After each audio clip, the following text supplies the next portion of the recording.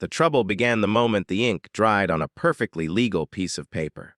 What should have been a quiet real estate transaction turned into a slow, burning neighborhood war, the kind that only happens in lake communities where property lines are treated like personal beliefs instead of survey-backed facts. I had bought the small, undeveloped lake lot next door with the intention of preserving it, enjoying the water, and finally putting an end to years of subtle boundary creep that everyone pretended not to notice. For decades, the previous owner had lived out of state, rarely visiting, never challenging what slowly happened to his land. Grass was mowed that wasn't owned. A dock appeared that wasn't permitted. Lawn furniture migrated closer and closer to the waterline. Over time, the neighbor next door, Karen, though at the time I only knew her as the self-appointed authority of the Cul de Sac, had quietly absorbed half the lot into her own mental map of the neighborhood. When I bought the property, I didn't make announcements. I didn't post online. I simply recorded the deed, commissioned a professional survey, and reviewed the HOA bylaws that Karen herself had helped write years earlier when she served as HOA president. Everything was clean, everything was legal, and everything contradicted the version of reality she had been enforcing for years.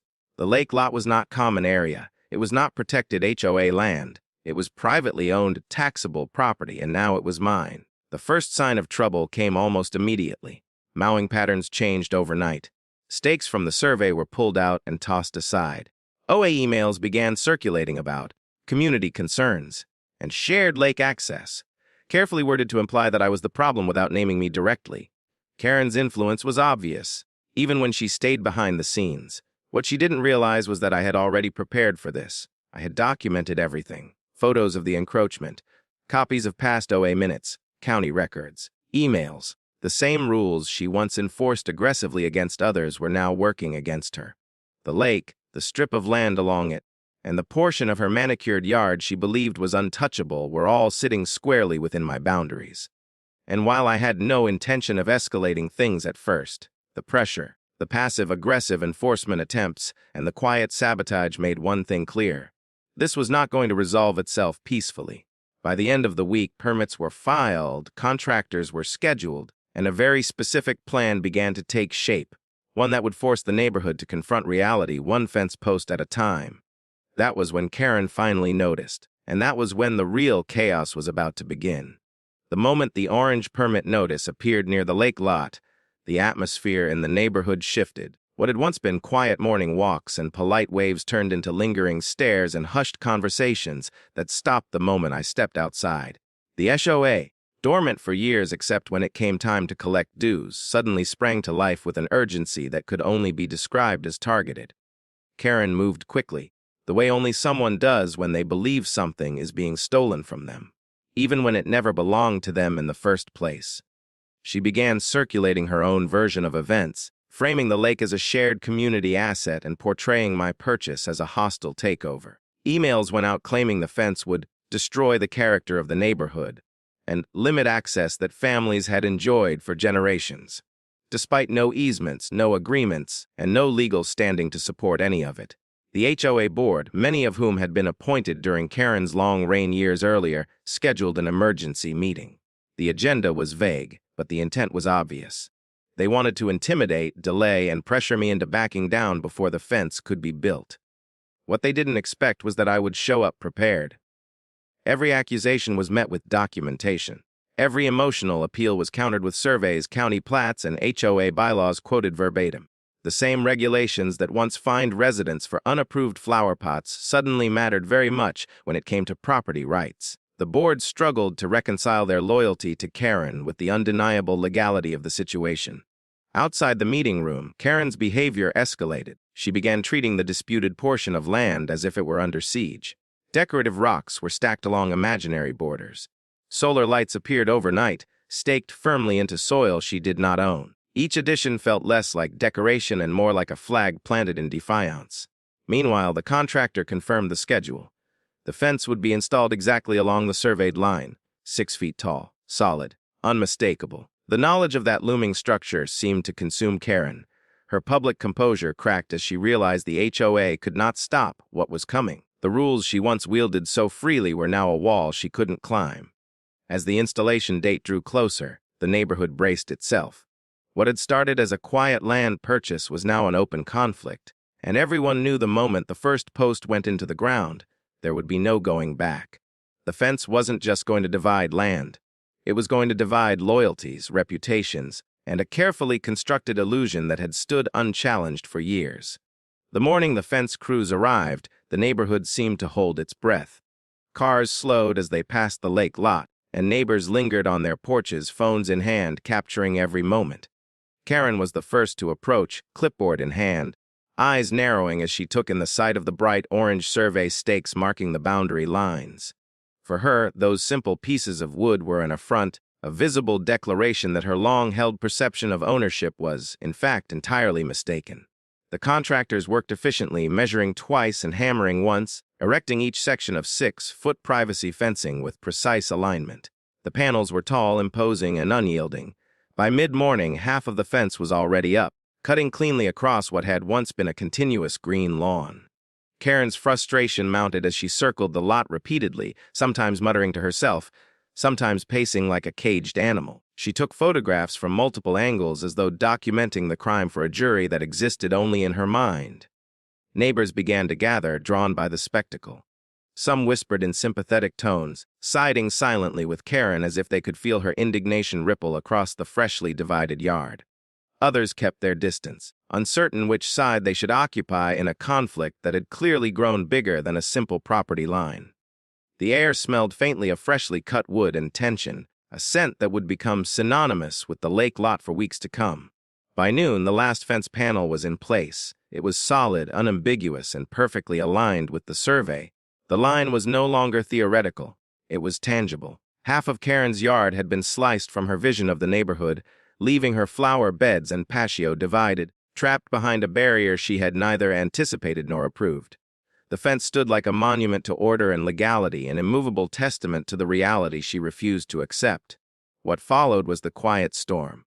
Karen didn't confront me directly that day. Instead, she retreated, returning to the safety of her kitchen window to plan her next move. Her body language, tense and rigid, broadcast more fury than any words could have conveyed. Rumors began to spread, calls to the HOA, threats of lawsuits, and whispered hints of permit violations. Yet none of it could undo the physical, unassailable line that now ran across her yard. By evening, the lake lot was transformed. The fence had changed the landscape and, more importantly, the neighborhood dynamics.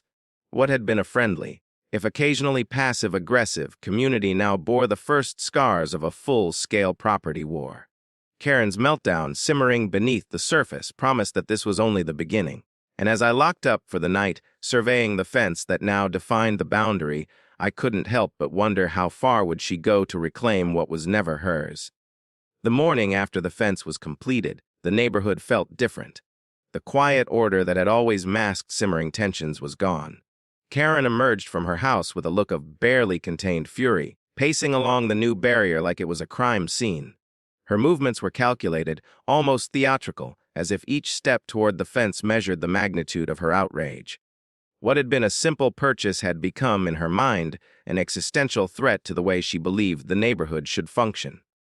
Karen's first act of rebellion was subtle but pointed. She planted additional potted plants along her side of the fence, strategically crowding the narrow strip of land she still technically owned.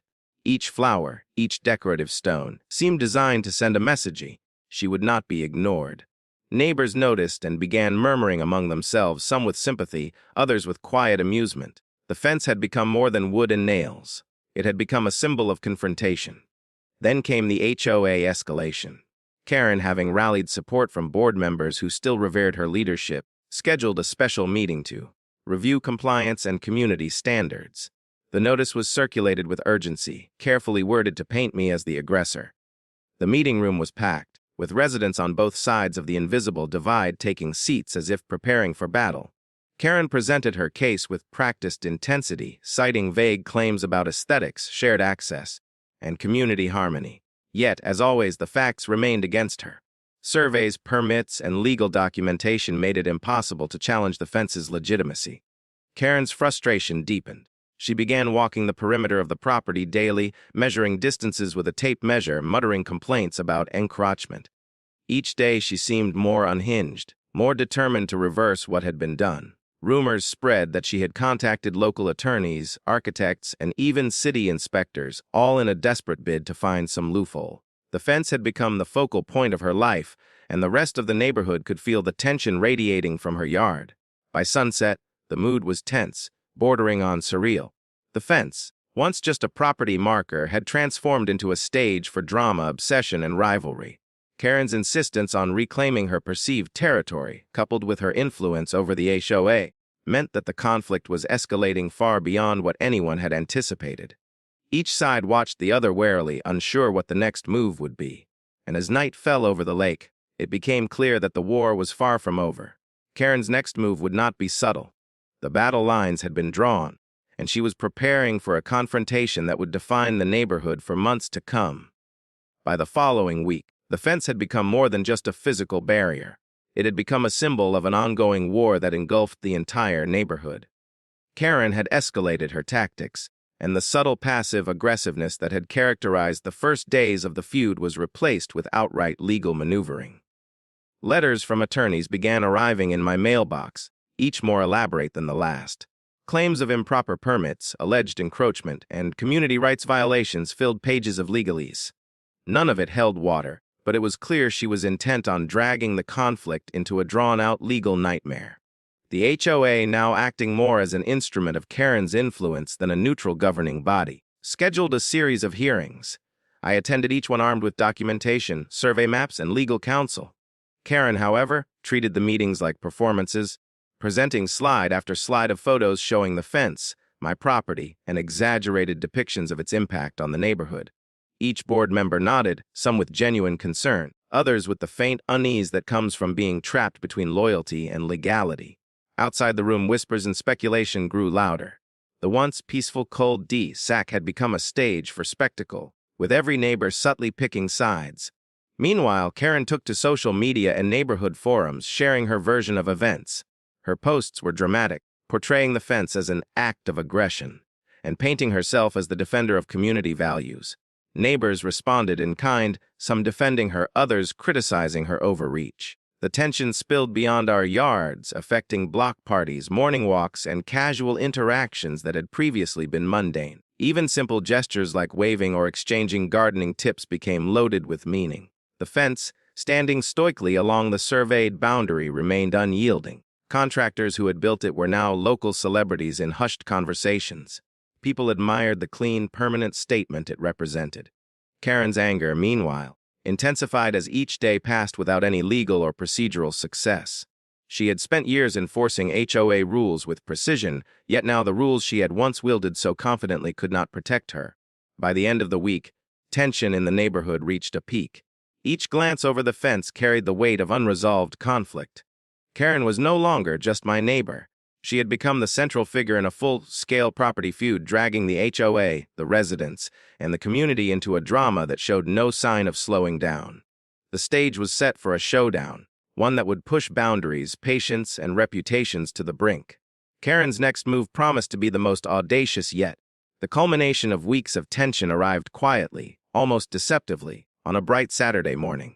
Karen had spent months building momentum, legal threats, HOA meetings, social media campaigns, but nothing had stopped the fence. It stood 6 feet tall and unyielding, slicing her world in two and becoming the daily reminder of her loss of control. That morning, she arrived at the lake lot with a determination that could only be described as theatrical. Armed with tape measures, plans, and a notepad filled with grievances, she paced along the fence line as if strategizing the final move in a chess game no one else was playing. Neighbors gathered again, sensing that something big was about to happen. This time, curiosity mingled with anticipation. Some were rooting for her, some for me, and some simply wanted a front-row seat to watch the drama unfold. Karen began measuring every panel of the fence meticulously, documenting perceived violations, while muttering about property rights, aesthetics, common good, in ways that left even her allies shaking their heads. It was obvious she had run out of legal leverage. The county permits were correct, the surveys precise, and the HOA bylaws rigidly on my side. The next escalation came through her persistent HOA maneuvering. A special board session was called, ostensibly to review the impact on neighborhood character. Karen presented a meticulously prepared report complete with diagrams, photos, and quotes from neighbors claiming the fence was divisive. My legal team and I countered point by point, presenting a complete record of property lines, county permissions, and HOA regulations. The board, caught between Karen's influence and the facts, could only nod begrudgingly at the unassailable evidence. By mid-afternoon, it became painfully clear to Karen and to the neighborhood that her campaign had reached its limits.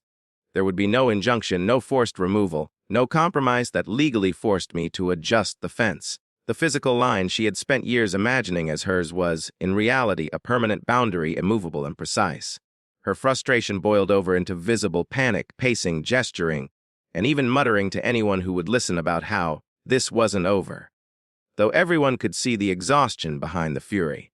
As the sun dipped behind the lake, a strange calm settled over the neighborhood. The fence had won without a single swing of a hammer beyond its original installation. Karen, though unbowed in spirit, retreated inside her house, leaving the 6-foot barrier to stand as both divider and monument to a conflict defined more by ego than legality. The neighbors returned to their routines, wary but relieved that the drama had reached a physical conclusion. In the end, the lake lot remained mine, the fence intact, and Karen's influence fractured. The neighborhood had changed forever, a subtle but permanent reminder of how property, power, and obsession can collide.